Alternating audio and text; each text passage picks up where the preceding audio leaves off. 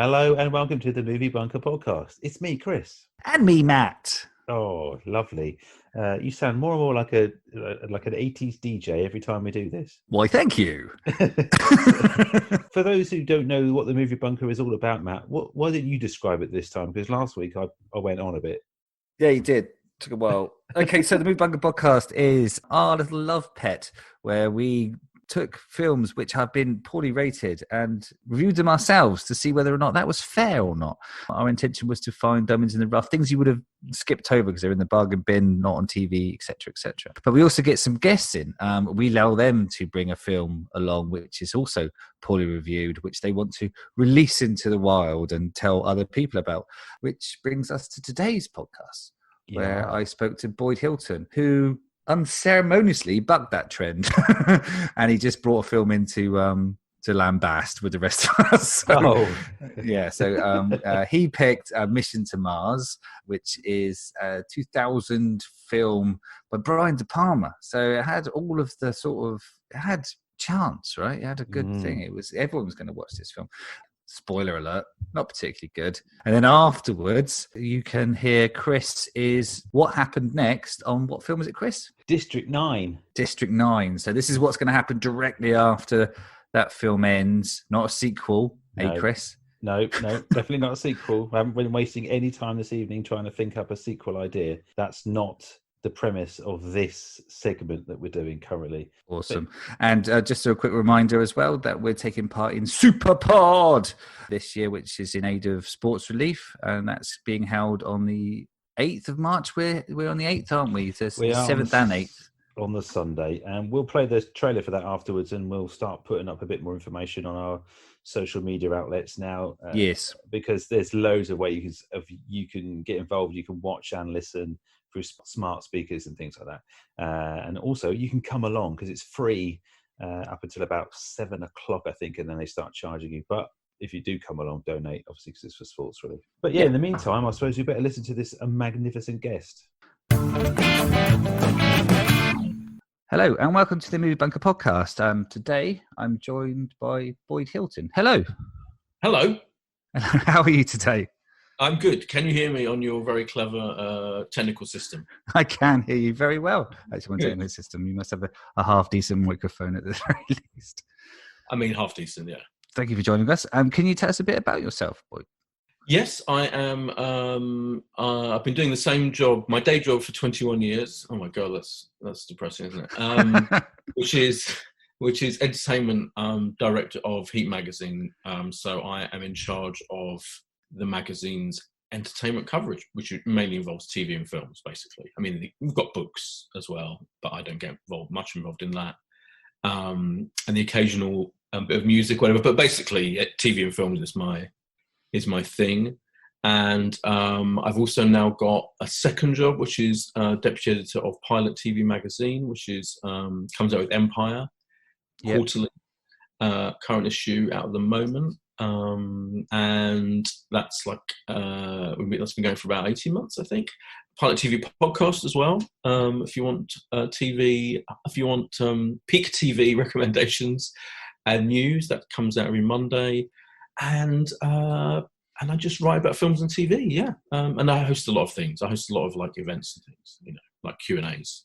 So that's roughly what I do. I want I guess my peak film moment was I used to sit in for Mark Kermode on the Wittertainment program and podcast on 5 Live for a period of, I think actually I did it for about nearly 2 years with a guy called Nigel Floyd. So because our names rhymed, Floyd and Boyd, we got to do that for a period. But it was a glorious huge honour to do that for a time. Yeah, it sound incredibly busy. So where do you find time to sort of fit in actually watching? Yeah, luckily in the office. So I go to the office every day, more or less, and I can watch stuff on my computer. So I'm watching TV stuff. I'm watching fairly constantly. I think I watched 3 things today, actually, so that'll give you an idea. 3 episodes of 3 different TV shows, whilst doing work as well, multitasking, and then going to screenings. Probably a couple of times a week. film screenings, that is. And yeah, it is busy. But, you know, better to have a job that you like and keeps you busy than, you know, do something. Yeah. I think if you describe to quite a few people, like, you know, your job was fundamentally around watching television and going to the cinema, you're not going to get too many people going, oh my God, how do you possibly cope? Yeah. If I even began to complain about it, I would hate myself. So I don't complain. No, yeah, it's good. It's great. Yeah. So can you remember when the sort of like the joy of the love of film started off for you? Is it something you've always pursued, or did you just kind of fall into it?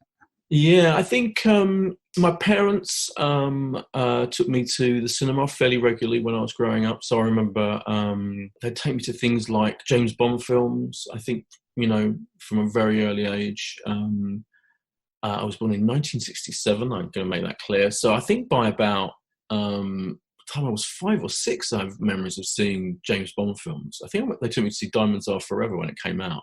And so... right from the start, I loved going to cinema. Yeah, so you know, I'd go and see films once or twice a week throughout my life, really. Mostly, yeah. So, and then when I was about, I would say, in a teenager, early teens, I was getting into, you know, proper, kind of almost like, you know, thinking about directors, and, you know, I loved Hitchcock when I was about 13, I think, 12, 13. So yeah, it's been pretty constant. Yeah, I would say. Cool, good stuff. I've got a couple of standing questions what I ask people who come in, because it always interests me. Just hear, what's the most recent film that you've seen that you were really looking forward to but ended up being quite disappointing? Yes, well, I've got a couple of options. One is A Hidden Life, which is Terrence Malick's most recent film. Yeah. I don't know if you saw that. So I'm a big fan of Terrence Malick, and the narrative around this film was that it was a return to form, because I think fans of him, like myself, who love his films right up until probably The Thin Red Line, I would say every single film he made, which is not that many, by the way, because they're huge, like 10, 15-year gaps. Yeah. But every film he made up until The Thin Red Line was a masterpiece, like including Thin Red Line. Then from then on, I think once he started making films regularly, and, you know, he's been making them like once every couple of years in recent times, then I think the quality started to dip a bit. Not, you know, a bit. And certainly then the last couple, I think, have been poor and kind of just dull and monotonous and all about boring voiceover. But then the idea of this film, the early reviews of this film, A Hidden Life, which is a period drama all about set in wartime, World War II, and about a man refusing to become a Nazi soldier. So he's a conscientious objector. It's a really interesting, moving story.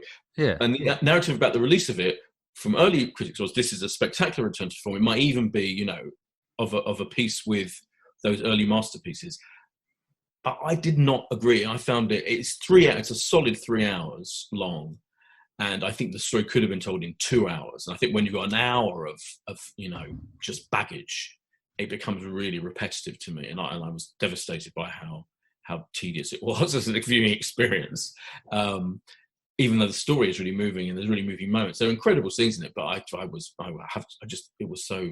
a grind. It was grueling for me to watch that film. So there you go, A Hidden Life, yeah. And the other one, to quickly mention, I think, just because it's when you get a really good director and a kind of interesting project and a good actor, and it ends up being absolutely shockingly terrible. So Hidden Life was just disappointing. Not a terrible film, just boring and long. But Gemini Man, the Ang Lee, you know, kind of high concept sci-fi thriller thing with Will Smith playing 2 versions of himself, yeah, was a diabolical disaster of a film. And I went to see that, you know, an early screening, for critics in Leicester Square. Lovely big screen, and, you know, everyone was really excited about it, and it was so awful. So it had the best chance of doing it then, had the greatest chance of being good for you. Yeah, because, you know, Ang Lee, I mean, it's Ang Lee, how bad can it be? But it's mystifyingly awful, yeah. Okay, and then the inverse of that question, like any films you've seen which you were going, oh, I don't want to see this, and then turned out to be surprisingly good? Yeah, there's a film called Waves. I don't know if you heard of Waves. No. Well, it was in the kind of Oscar season, in the awards season, which we've just finished, obviously, with the Oscars the other week. So I'm a huge awards season fanatic, so I'm obsessed with, what films are going to end up winning awards. And there's a film called Waves, which is an American independent film with Kelvin Harrison Jr. is the young guy in it, who's nominated for the BAFTA Rising Star Award, and Sterling K. Brown, and it's directed by a young director called Trey Edward Schultz, who's a very promising young talent. And anyway, it's a kind of family melodrama in which this young guy is an athlete at his school or college or whichever, and it's about how his life is destroyed. Spoiler alert. So it was on in cinemas here very briefly, like a few weeks ago, like early 2020, I think, or late 2019. And it kind of came and went without much attention. And when it's one of those, I got invited to screenings of films, and you see the poster and you see the description of it. It feels like it's going to be an earnest, awards bait type film that is going to be a bit kind of dull. But Waves is this visually spectacular, kind of unbelievably ambitious film, in which the opening shot of it is like in a couple in a car, but the camera does a 360-degree turn in the car, and you can't really work out how it's done it. So the camera work in this film is extraordinary. It uses about 5 different aspect ratios. I'm also an aspect ratio nerd. Okay. So I love a film that cuts between aspect ratios, and this one has 5. I am biased towards. It's just a really bold, visually stunning, unbelievably emotionally devastating film. I warn you, if you do get to see it, it'll probably be out on DVD fairly soon, or digital download or whatever. It might even be around in some art house cinemas, I don't know. But Waves I was devastated by it. So both visually incredible, brilliantly acted and directed, and it is unbelievably emotionally grueling film, but in a kind of really good way. So yeah, that I just didn't fancy it. I was like, oh, I don't really think about it. It doesn't look particularly interesting. Didn't get that much attention in awards season. Do you feel it's like one of those films that isn't good enough to be, but actually it's a real treasure of a film? Oh wow, okay. Well, I'll definitely put it on the list to watch then. Move now on to your pick to talk about today, which is Mission to Mars, the 2000 Brian De Palma film.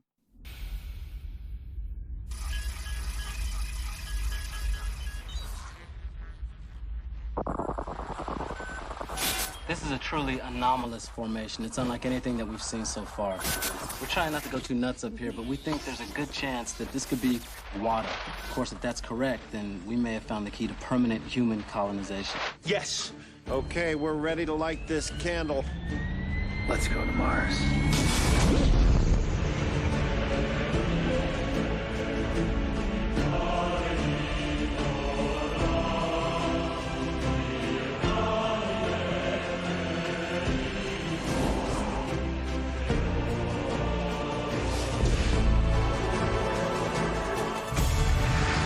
What the hell is that?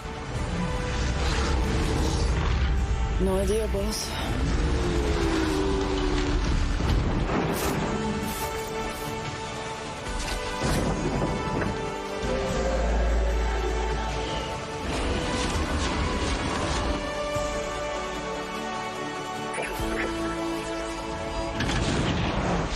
Prepare to abandon ship.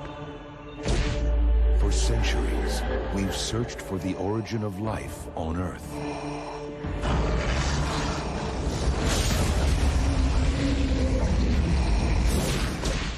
We've been looking on the wrong planet. Why did you pick this film? Well, I was thinking, what do I go for? I was thinking, why don't I pick a bad film by one of my favourite directors? So he is one of my favourite directors. He may even be my favourite director in terms of, I know his output, if you compare him to Martin Scorsese or, Hitchcock, who he's often compared to, his output has been very variable. But his best films, like Dressed to Kill, Carrie, Untouchables, off the top of my head, are among my very favourite films of all time. And weirdly, I got to see Dressed to Kill, which is his kind of, if you like, for me, it's like the most De Palma film, because it's kind of even more, it's a very violent, visceral, brilliantly stylized kind of stalk and slash film, basically, in the 80s. And I went to see that with my dad in America when I was about 15, which I should not have been able to see that film because it's completely inappropriate for a 15-year-old. But, you know, I'm still here. I've made it through. I don't think I've been too damaged. And I absolutely loved it and I'm obsessed with it. So then I became obsessed with Brian De Palma, watched everything he's ever done. So I've followed his career. And there are Brian De Palma obsessives. There's a film called De Palma about him, made by Noah Baumbach, of all people. You know, this quality, director of kind of essentially art house comedies, really. Yeah. Baumbach. But it's, a lot of people worship him. Tarantino, another one. So I love Brian De Palma, but I thought, why don't I pick one of the real disappointments of his career? Because out of his body of work, it's almost impossible to pick out your top 5, right? Because there's just like, depending on your mood, time of day, the inclination of the rain, it's just impossible to go, right, actually, no, that's my favorite Brian De Palma. Exactly. Whereas Mission to Mars, Mission to Mars is definitely not in that top 10 or 5. And I remember very vividly. So from Dressed to Kill onwards, really, I would see every single film he released. I'd be there the first day before I got a job actually being able to see screenings of films. I'd be, queuing up to go to see all his films on the opening day, including Mission to Mars in 2000, as you say. And by that point, I'd started working for Heat. And so I did get to see it at a screening, and I was so excited. I was like, I think it was the first kind of Brian De Palma film I got to see as a, in quotes, critic, or at least, as a journalist, having to pay and getting to see it early and all that. And I was like, oh my God, this is so exciting. This is why I'm doing this job for. And I was gutted by the film. And it's one of those films that I'd say now, it's not the worst film ever made. It's not absolutely terrible. There are things about it. It's kind of perfectly well made, technically, because some recent Brian De Palma films, sad to say, as he gets older and older, technically are a bit disastrous, actually. But at least this one had a kind of, decent budget, decent special effects, decent visual effects and CGI. It just kind of never really takes off without wanting to I'm not saying that deliberately because it's about a mission to Mars, literally. No one lights the candle, right? Right, which is a line. Thank you. It's a line in the film about lighting the candle. Yeah, which is one of the. It just from the start, it's just a bit inert and kind of, and it's almost difficult to describe just how, which is the last thing you expect of a Brian De Palma film. So it's kind of like middle brow, decent, but what you want from De Palma is like vulgar, tasteless nastiness, and it's just a bit dull. I nearly watched the wrong film because I nearly watched Red Planet by accident, right? Because they were out at the same time. They were, and it's one of those. There used to happen a little bit more often than it does now, but there always used to be these pairs of films that would come out, like Deep Impact and Armageddon, and Dante's Peak and Volcano. And what you're right. Yeah, and then this one was the cover. So I very rarely. And in my mind, because it had been years since I watched this film, it was they'd kind of merged because I had watched both because of reasons. I have no idea why I would have done so. But yeah, so it doesn't feel very De Palma-y, this film, though, does it? No. There are telltale signs, though. If you watched it without, if you'd watched every De Palma film ever made and you're a De Palma fan and you were plonked in front of this film, and you might think, oh yeah, there are clues that it's a De Palma film. So the opening scene, for example, which is this kind of barbecue before the astronauts are about to go off on this mission. Yeah, it's all shot in one quite long take. Kind of... Yes, like a 1917 kind of... Yeah, exactly. Right. It's the last comparison you'll have to 1917, yeah. But it is, yeah, I mean, he does love a long take. I mean, so it's a long take, but it's kind of like, as he introduces us to all the characters, these dudes that are about to go off on the mission. And then, and there's also the very first shot, of course, I've just remembered, is a very De Palma-esque, clever... You think it's the spaceship going into the sky, and you think, oh, this is starting dramatic, and it turns out to be a toy spaceship. Yes. as part of this party, and that's a clever shot, I have to say. So it starts off, promising, So it's kind of interestingly directed and visually interesting in the first 5 minutes. I was sort of transfixed by the weird beer cartons that they had. Yes. I was like, what? This woman's going around and handing out drinks. Yeah. And it's like, and the weird thing is that the cartons are reminiscent now of the smoothie cartons you get now. I'm like, what is this? And then later on, you see it's got Budweiser down. So that's the future of beer. Although the future's now, isn't it? Because this is June 9th, 2020. Right. That's another reason I picked it, because I remembered it's set in 2020, and it's funny how this year is one of those, because there's loads of films set in 2020. Someone mentioned this the other day. I can't remember what they are, but apparently it's a very common year to set films in the future and go, because it sounds kind of futuristic, doesn't it? 2020. There's something about it. It sounds much more futuristic than 2019 for some reason. And so this is set in 2020, Mission to Mars. So that's another reason I thought that'd be to pick it. And so, but after that initial long take scene, one take, and setting the scene, and you meet these characters, and they're going to go to Mars. Then there's a really, then there's a kind of like a blokey banter chat between the three astronauts, isn't there? Played by Tim Robbins, Gary Sinise, and Don Cheadle. I'm not going to go through every scene of the film, don't worry. But just, I think from then on, that chat, right, is so stilted and kind of badly written and banal. And it just fails to do the job it's trying to do of establishing who these guys are. They're all kind of the same, really. They're all just talking the same way, and none of them says anything particularly interesting. Yeah. And it establishes one of them's is in mourning. It's just, and from then on, it's like, oh, this isn't going that well.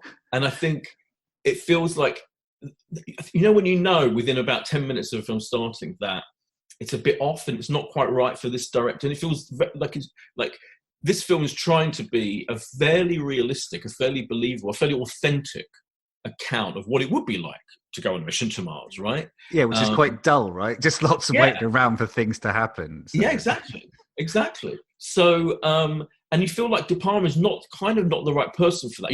It's like Ron Howard giving you the big build-up to Apollo 13. That works, that makes sense somehow. So I keep comparing it to all the other different vaguely similar films. Not the Val Kilmer one you mentioned, which was so bad. But this one, it's like trying to be authentic and believable, and but it's just all a bit off, and it never quite. And the script isn't. All the dialogue is stilted from the start. It just hasn't got that thing of being like having the kind of atmosphere, if you like, of what it would actually be like. It's all a bit kind of basic. Is the problem with that? All the dialogue in the film reminds me of when my young daughter speaks to me, and like halfway through I'm going, what's the point in this conversation? Just spit it out. Just what is this? And I had exactly the same feeling whilst watching the people talk in this film. That's a brilliant comparison. Oh my God, that's great. Every conversation seems about 5 minutes too long. Yeah, seems to go on too long, exactly. Don't really go anywhere. And it's almost like, and I feel like he could have either have gone for a 2001 style approach. Yeah. There are sequences that are very 2001 influenced. There's very, very, very 2001 bits in it. There are, aren't there? So once they're in space, there's a scene where they have to do a kind of spacewalk. And that's like pure 2001. But he almost slightly feels like he's shying away from being as kind of monotonously realistic as 2001 was, doesn't he? So he kind of doesn't quite go for the full. So he doesn't go for the full arty. We're really showing you the technical detail of a spacewalk, and it's going to be, like almost spectacularly real and authentic. He kind of shies away from that bit. So it's neither one thing nor the other. So he doesn't go down the 2001 route of being metaphysical, celebratory, metaphysical, of just being in space. Yeah, and he doesn't quite go down the Martian route. I know the Martian obviously came later, and the Martian is a very, for me, like a cleverly real seeming version of what it would be like to be on Mars. Again, there are scenes. I don't know. Maybe the guy who wrote The Martian was slightly inspired by Mission to Mars, but there are a lot of similarities between the two stories. Yeah, it feels like The Martian is the part of the film which you didn't see from this film. Yeah, exactly. Because Don Cheadle gets trapped on Mars. He ends up on Mars on his own. Waiting to be rescued, a la The Martian. But again, that element of the story isn't done like Ridley Scott did. That's kind of also rather unbelievable and stilted. And then, spoiler alert, it mutates towards the end in the last act into this very metaphysical, alien, philosophical thing, which is from like something else. And even then, he doesn't seem to have he doesn't kind of go for broke with that element of it either. Again, that could have gone, I don't know, full on Close Encounters, or full on any alien film care to mention, or even full on 2001 again, out there journey, if you like. It's influenced by all those things, but it doesn't have the courage of its convictions. Any of those different types of space film it could be, it doesn't quite have the courage of its convictions. Yeah, so the part, after that sort of first bro scene, we kind of cut forward to the mission being sort of like successful kind of thing on Mars itself. Yeah. And this is kind of where the sort of science fiction-y sort of aspect of it comes in, is that they go off to find this rock, which then attacks them. Yes.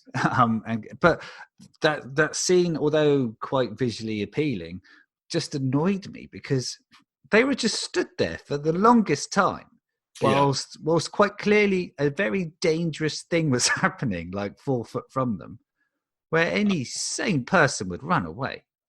Completely, yeah. It's there are lots of moments like that, aren't there, where people are doing stupid things for no reason, just to let the film play out as and really calmly as well, like where the hole in the spaceship appears. No one's in a rush. They go to Gary Sinise at one point. You should probably put your helmet on because we're losing air, and he's like, oh, I forgot about that bit. I've not got time for that. It's like, well, and then he passes out because he's not got any air. It's just. Exactly. It is ridiculous, yeah. And there are little things like the Tim Robbins and Connie Nielsen, who are this married couple who get to go on a mission. I mean, that would never happen, would it? I'd hope not. No, you don't not, yeah. And it's kind of mentioned in that very first scene. Someone complains about it, and that's the script's way of dealing with the fact that it would obviously never be allowed to happen in real life. But they're not just a married couple; they're really happy. Yes. Sort of like touchy-feely married couple. And again, Gary Sinise's still not quite got over his wife. And they're just rubbing it in his face constantly. They all gather them round to watch them dance and kiss at one point. I know. It's those decisions. It's one of those things, you have to see it. I think, I can go bang on about how unconvincing and weirdly, I keep using the word stilted, but that's the word that I keep thinking of when it comes to this film. It is, but until you sit there watching, that should be the movie quote for the poster. Just Mission to Mars, quote, stilted. Stilted, yeah.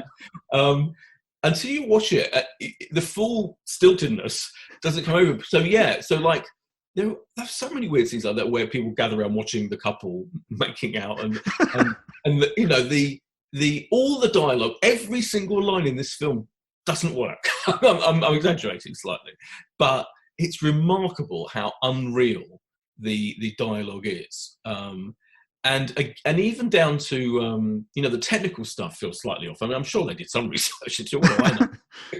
I'm sure but it all feels, it just doesn't work on any level, that stuff. Yeah.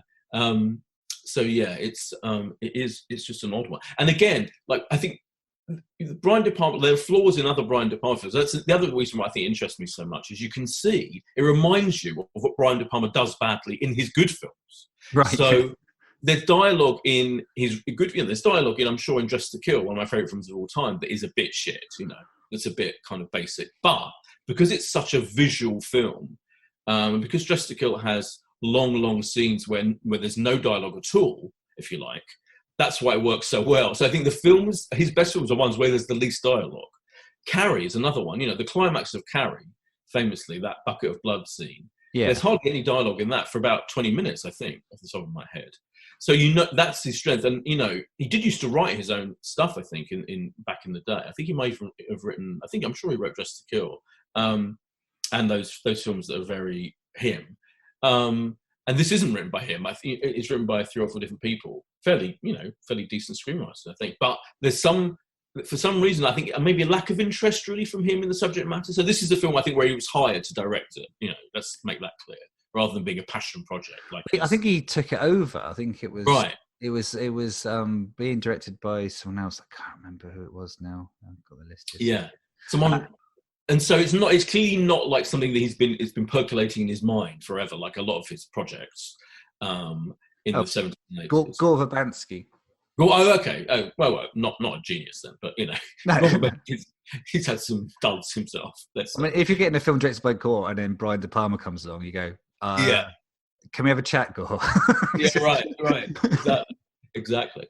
So yeah, the dialogue's not working, and it being, and even the acting, even I think sometimes he fails to get particularly good performances out of people. Brian De Palma, I think that if you like the cliche about him, when his height was, he's just, he just puts the actors where they want to go, where he wants to place them, and then directs around them. It was like the idea that he was just using them and not really interested in getting really decent performances out of them. There were some terrible performances in Brian De Palma films. Body Double, which is like, in my mind, I'm not sure whether it's a masterpiece or the worst film ever made, and I was tempted to pick that. The main guy in that, no one's ever seen before or after. He's terrible, and absolutely terrible. Anyway, in this, somehow I feel Tim Robbins and Don Cheadle and Jerry O'Connell as like a kind of pound shop Tom Cruise in this, are all bad. Like, they're quite bad, and I don't know whether it's the timing of him directing them, or they're being lumbered with this dialogue that's not great. But it's all a bit like we really, really not great performance, not naturalistic at all. This film is not. That's another word that it's not. Tim Robbins' performance in this film was so bad that whilst watching it, it made me doubt if he'd ever been a good actor. Right. And how? Maybe I was wrong all this time. Maybe the Hudsucker Proxy's a massive pile of shit, because no way is this the same guy. I know. So that's another reason why I picked it, really, because I remember thinking there were like mysteries of how do you manage to get a terrible performance from Tim Robbins, who is great in every single other film he's ever made. Well, Brian De Palma's done it. Because there's a big scene which should be like a huge sort of like emotional anchor for this scene, where they've arrived at the planet. So Gary Sinise, Tim Robbins are going off on a rescue mission. And they arrive, but then the aforementioned air explosion turned out to be a little bit more serious, and they're all taking it.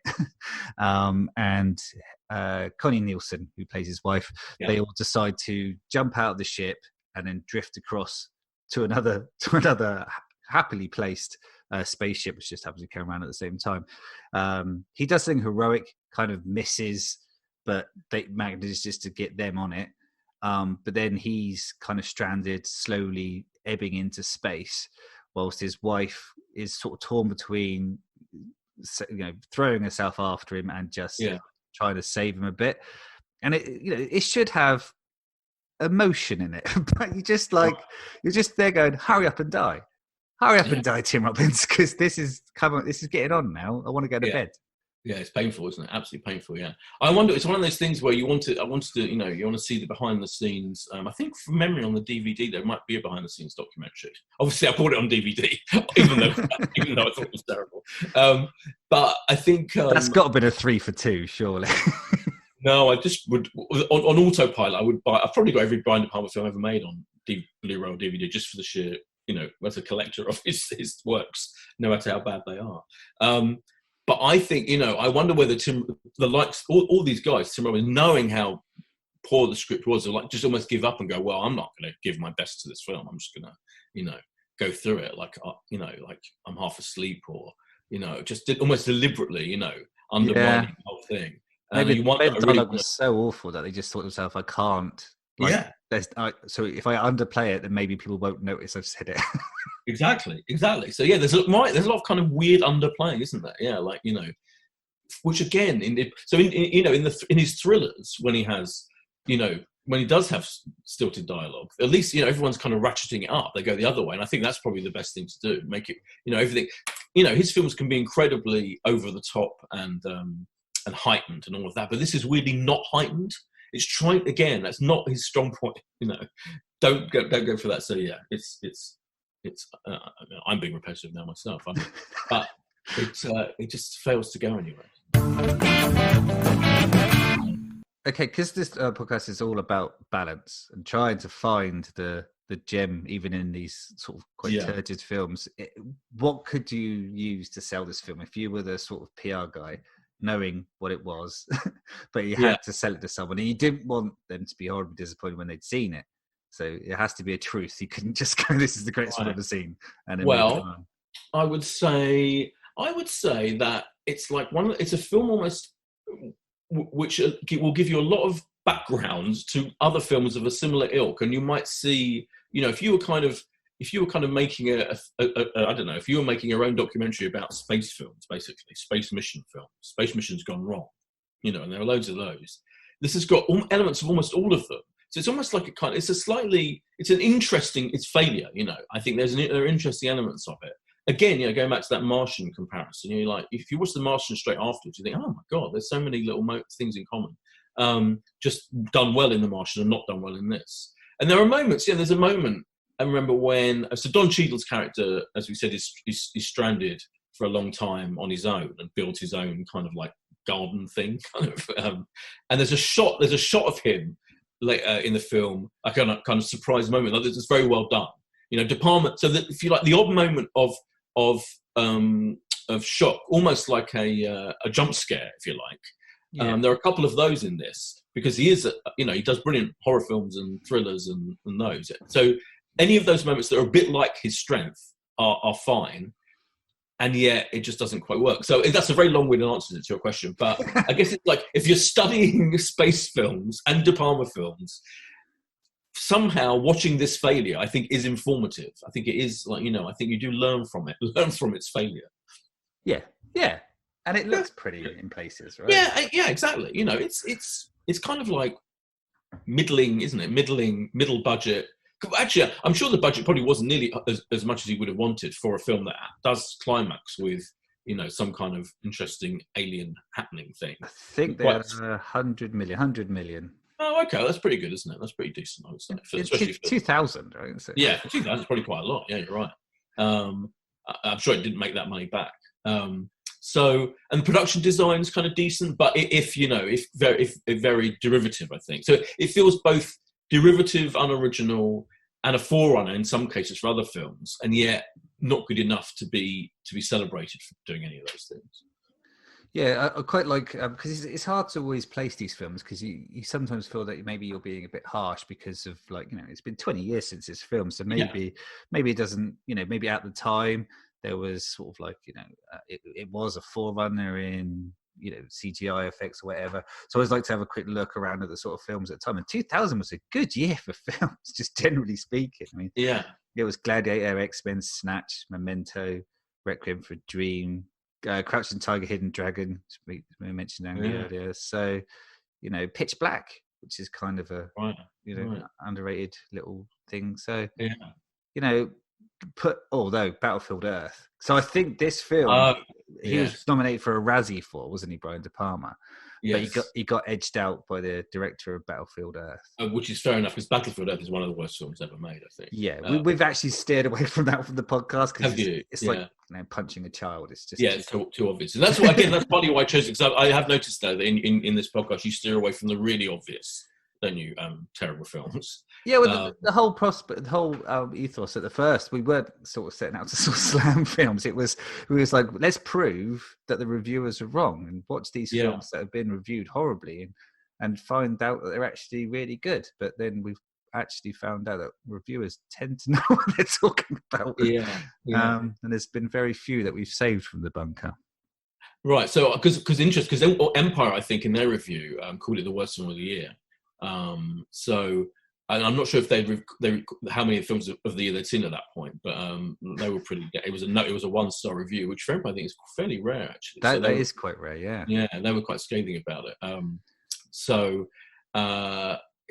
Why did I mention that? Oh yeah, because I think the idea that it was a good year for films, I think, and also when you think of those films, particularly the ones that probably have effects, like Pitch Black, for example, as you say, this feels more dated, doesn't it? Like when you think about it, when you put it in that context, you go, actually, this wasn't great. Yeah, there's something about it. Again, it is hard to explain it until you start watching it. Like, compare it again to talk about Apollo 13 and The Martian, those films. But all those films you mentioned as being good films of that year that just kind of have a fairly flowing, authentic feel to them. This just doesn't have that, and it does feel weirdly dated for a film that that could have been, could have looked great. I mean, it kind of looks okay, doesn't it? But there's just certain elements of it that just don't feel quite right. Yeah. In fact, the whole thing doesn't feel quite right. Yeah, and I say apart from that, the toy launch you mentioned at the beginning, there's no rocket launches, and everyone wants to see a rocket launch in a film about space, right? Yeah, I didn't think of that. Yeah, it's quite every time it leads you up to this is going to be exciting. It's like 137 days later. God's sake. Yeah, I forgot about that. Yeah, it's almost like clearly they decided to not spend the budget on that. Yeah, the rocket. Instead, they just formulated how to put beer into cartons. So yeah, which is important. Yeah, I mean, I was quite excited when I saw that, and then I saw that it was set this year, and realised like the Back to the Future hoverboard probably something I'll never see.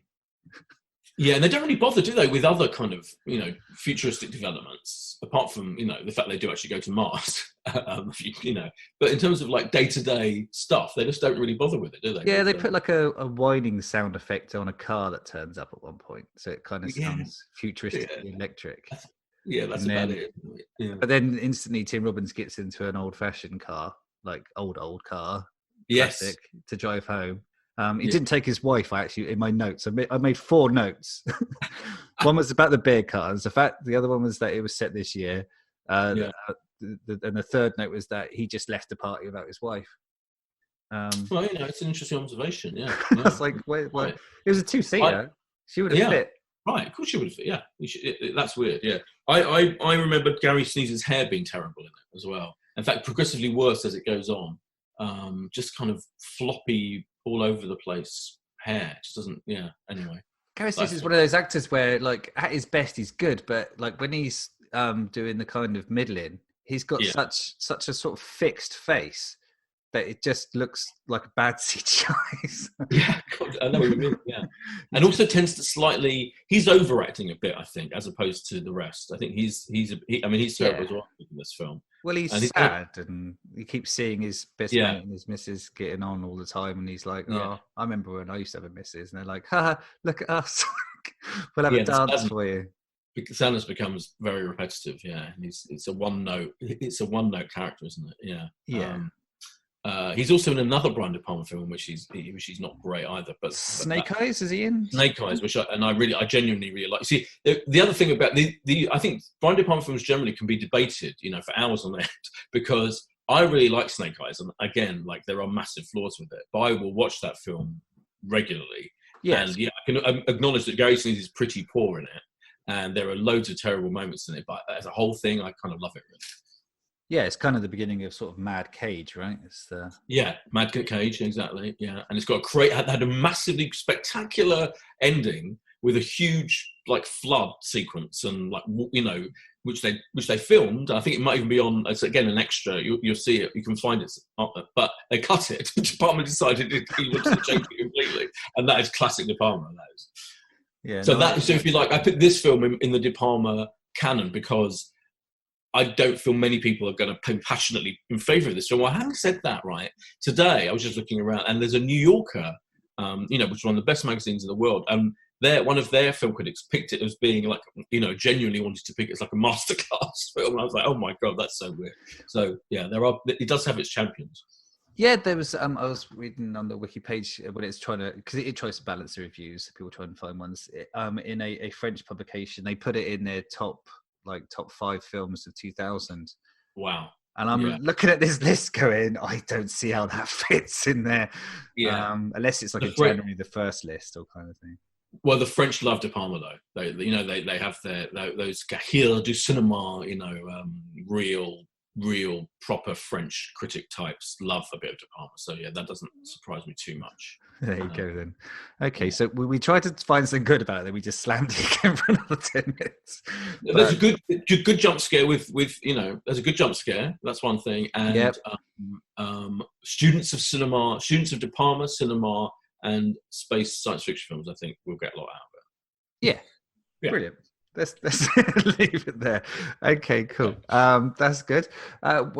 You obviously mentioned a lot of your work earlier in the podcast, but where can we find you online if you want to sort of quickly jump to your bits and pieces? It's basically my name, Boyd Hilton, because I've got such a weird name. You're blue ticked as well. Oh God, that's right, yeah. I think that's when I used to do Wittertainment. Yeah, that'll get you followers. That's my, that's accidental blue tick. So I'm Boyd Hilton on Twitter and Instagram and all those. Yeah, there I am. Perfect. Thank you very much for your time today. Thank you. If we were to draw a graph of my process, of my method, something like this. Sir Ian, action. Wizard, you shall not pass! Cut! Sir Ian. A slightly different take on the interview where they weren't really defending the film. I had to try and sort of suck out little nuggets from him about things that would, balance the scales, because we pretty much went pretty hard into the film. I mean, sometimes it doesn't work. I mean, obviously, it's a film that you enjoy for the reasons, but can wholeheartedly or agree that it isn't very good, but still like it because it isn't very good. Like, that's the whole point of like a guilty pleasure, I suppose, in a way. Yeah. It's a load of old rubbish, but you watch it and enjoy it anyway. I suppose if it's got lofty aspirations and it's got, delusions of grandeur in terms of what it's aiming for, and it falls very short of that, at least you can enjoy it for that. It's worth watching just to see if you can spot Gary Sinise's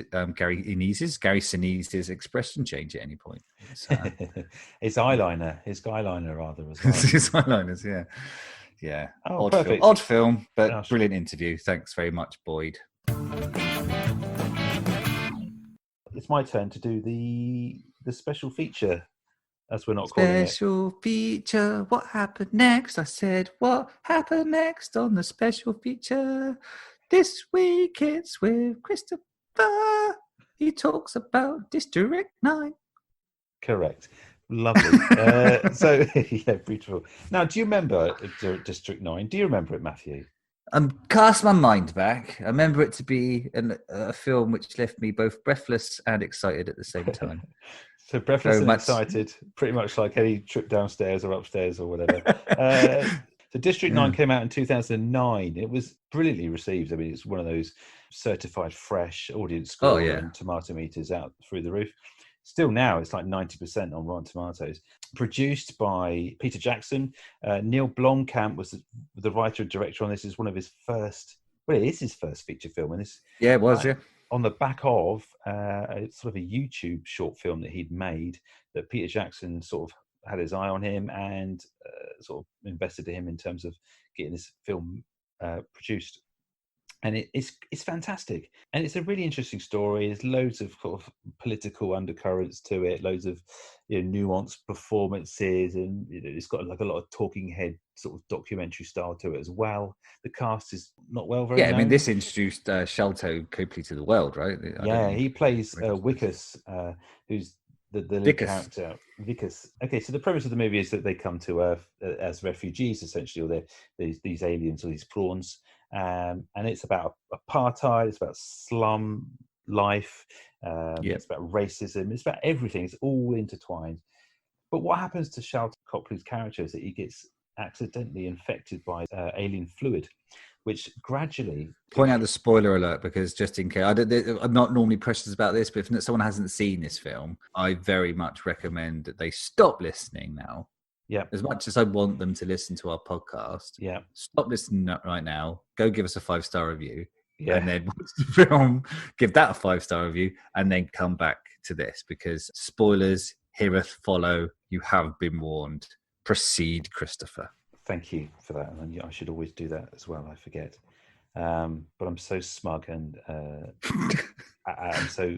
What's the word I'm looking for? Self-righteous arsehole? Self-righteous and, just a twat.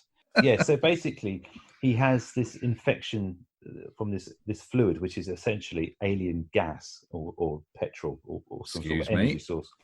And ultimately he turns into one of the aliens gradually over the course of the end of the movie. So his arm... He goes full prawn. He goes full prawn.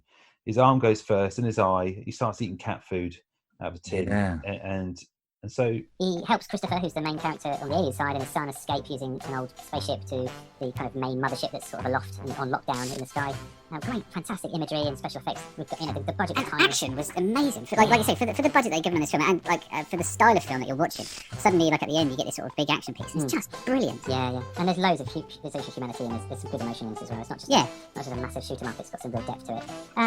So the thing I want to touch on really is something I kind of rewatching it again, or at least rewatching the ending to try and refresh my memory what happens, is that it is really ambiguous in terms of, how and why and what this disease or this infection is, because Christopher, the alien that ultimately ends up helping Wiki, Wickers, seems to be very aware that this fluid would have a diverse effect on the human, and he doesn't seem very surprised at all that actually he would start to turn into an alien, and says that he can fix him with other kind of stuff that he's got back on the ship. So they have like a two-way thing where he helps him to help each other out, things like quid pro quo. And Christopher's discovered that they're doing all these hideous and heinous crimes and experiments on the aliens. So anyway, Christ Almighty, I'm explaining the whole movie here. The end scene, the end scenes are Christopher escapes, and doing so with the support of Wickers, Sholto Copley's character, who's well and truly on his way to becoming a prawn. Yeah. So one of the last scenes is Sholto looking up into the sky and seeing Christopher escape to the mothership. And then the following scene, or the couple of the last scenes, is his wife picking up on the doorstep a kind of a metal origami flower that's been made. And this is alluded to earlier on in the film when Wickers is quite handy and crafty and will often make little things and trinkets for his wife out of bits of rubbish and trash and the things that he can find. So ultimately thinking, right, so Sholto's not dead, he's alive. So there's hope there because he was a good character.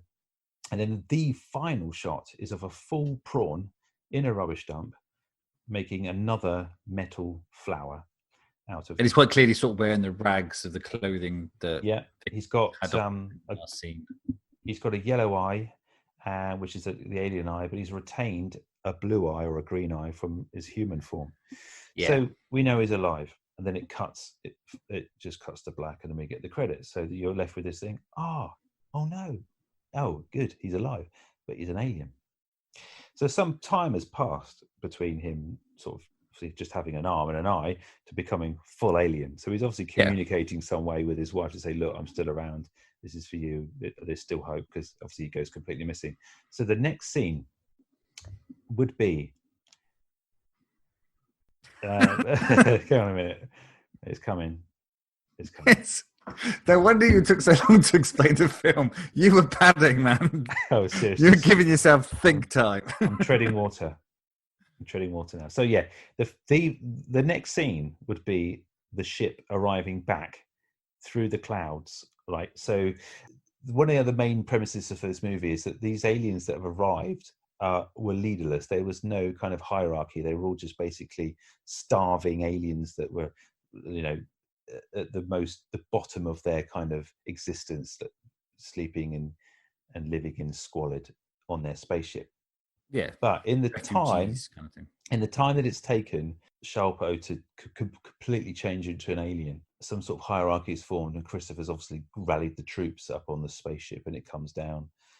And to really, I guess, rescue Wickers, who's now I would say, become the new leader of the aliens, but to wreak havoc. So you'll see the next shot, basically the ship coming back down, and a beam of light, or not Christopher, but Wickers looking up and seeing the ship, and the doors opening, and potentially, just an idea, other spacecraft then coming out of it to land.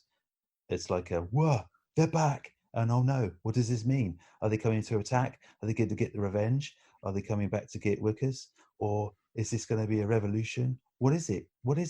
Don't ask me. I have no idea. You just made this up. So Matthew, I realised I've gone a bit over the top there, but I really got a little bit carried away with this idea, because I kind of wanted to. We wrote a whole sequel, didn't you? I'm writing a sequel in my head because I've realised this is my idea, but I've not really thought it through. So no. Nah. But anyway, that's the next. I mean, in a nutshell, I'm telling you what the next scene is, but then it would go to black, and then you would have the sequel where whatever happens. The other thing I was thinking about when I was looking up on this movie and reading bits and bobs is that the fluid that changes Wickers into a prawn got me thinking, what if the aliens were humans? Dun, dun, dun. And they're returning to Earth. They weren't refugees, they were returning to Earth. Oh, so maybe they were like, the first people, they seeded Earth in the first place. They went off, came back, but then there was a fuel leak or something inside the ship, turning them all into prawns. No, yes, potentially, yeah. Or that was some sort of evolution or some sort of I don't know, splicing, if you like, or an experiment thing, and that's why Christopher's not very surprised when he starts to show all these alien tropes and grow appendages and things. Yeah, it is weird, isn't it? Because he's not surprised at all. He's kind of like, oh yeah, that happens if you do that. If you spray that shit in your face, you will turn into a prawn. He doesn't seem at all phased by this, and he knows obviously how to fix him. He just can't do it right now. He has to go away to get the shit to come back to fix Vicus.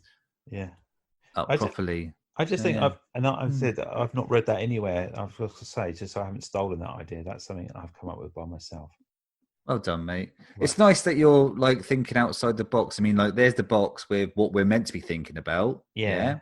And you've gone and thought about something else entirely different and then brought it back and put it in our box. Yeah. And now our box is broken because it's not got what it's meant to have in it, Chris, is what I'm saying. And also I've made the podcast twice or 3 times longer than it needed to be. Yeah. So there you go. Cheerio. See you next week. Okay, so right. It's your turn next. Thanks. It's my turn next. There's going to be a bit of a gapish, I guess. So the next thing you'll hear from us will be our live podcast. We're also off to London to Big Smoke. Yeah, so we're guesting on Flixwatcher podcast, which we're very excited about because we've managed.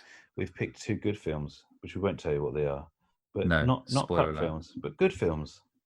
Harder than it sounded. So there's going to be a bit of a gap, I guess, before we get back to this. So it give me time to think about it properly and not just, come in here and paddle shit like you've just done. Well, I like to keep you on your toes, Matthew, and nothing's ever straightforward in my life. I mean, this is another complicated aspect of what I do every day. It's good that you bring that to all of us, though. I overthink everything all the time. So I guess next time you'll hear us will be the next time you hear us, I guess. We'll be live. So come on down to Southampton Town and see our faces. We would love to see you. Cheerio there, Matt. Bye. Bye. Chris. Bye. Bye-bye. Superpod 2020, raising money for sport relief. 2 days of great comedy and sporting podcasts. Desert Island Dicks. Sports Spiel, Life Goals with Theo Delaney, the Dredgeland Podcast Spectacular, and more. Saturday 7th and Sunday 8th of March at The Social in Southampton. And you can be there too. Free entry until 7 p.m. and then ticket only from 7 p.m. Tickets available now at superpod.co.uk. If you can't be in Southampton, the whole event will be streamed live online on your smart speaker and on Facebook Live. Find Superpod UK on Facebook, Twitter and Instagram and use the hashtag Superpod2020. For more information, visit superpod.co.uk.